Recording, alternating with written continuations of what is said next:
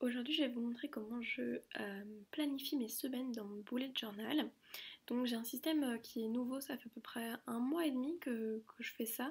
Je fais une première page que vous êtes en train de me voir maintenant, où je fais mon quadrillage de semaine et que je sépare en deux, une partie pro et une partie perso. Comme ça me permet de mettre mes premières tâches to do dans ces colonnes-là et de séparer un peu les deux aspects de ma vie, donc ma vie d'étudiante et ma vie d'entrepreneur. Et donc je décore toujours assez simplement cette page, comme je la garde pour écrire un peu ce qui va se passer cette semaine. Donc je fais toujours un titre avec ici mon brush pen que je décore un petit peu, parfois beaucoup, parfois pas trop. Là c'était plutôt beaucoup. Et ensuite je vais venir mettre mes numéros de semaine dans les petites cases à gauche et j'écris en dessous les jours qui correspondent. Après, je garde mon autre page pour avoir une grosse partie décoration et pour mettre ma petite to-do list de la semaine que je fais séparément. C'est pour les tâches que j'ai pas à faire un jour précis et pour pouvoir du coup m'y retrouver un petit peu. J'utilise très souvent dans mon bullet journal, c'est-à-dire toutes les semaines, un vieux livre que je déchire. J'ai pas vraiment de scrupule à faire ça. C'est un vieux livre qui allait finir certainement à la poubelle. Donc je le trouvais super joli.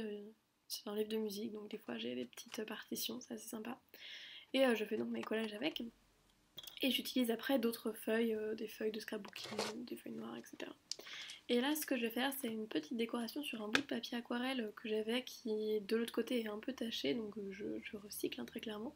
Et je vais faire des petites taches de peinture pour ajouter un petit peu de couleur à cette page de la semaine.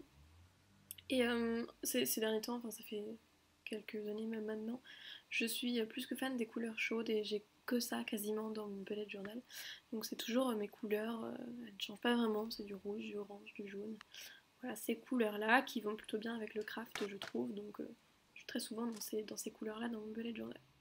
Et ensuite, c'est toute une question de jouer avec les emplacements, trouver ce qui pourra marcher, ce qui ne pourra pas marcher.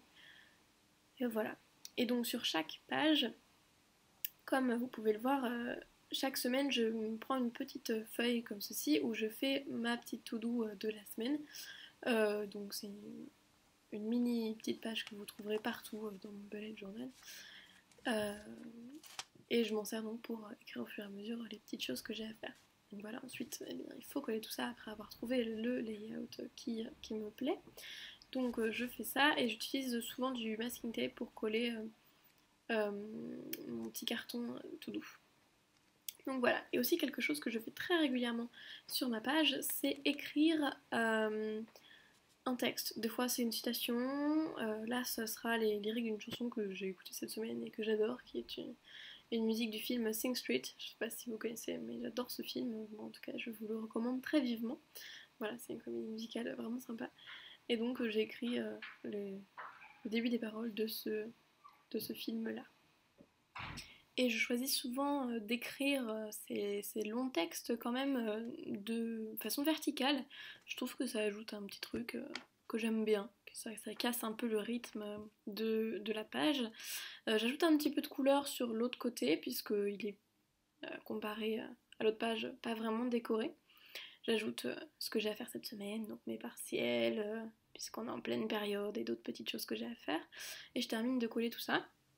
Et donc ce que je vous ai pas montré dans cette vidéo, c'est mon autre page de la semaine, puisqu'en gros j'utilise 2 pages par semaine.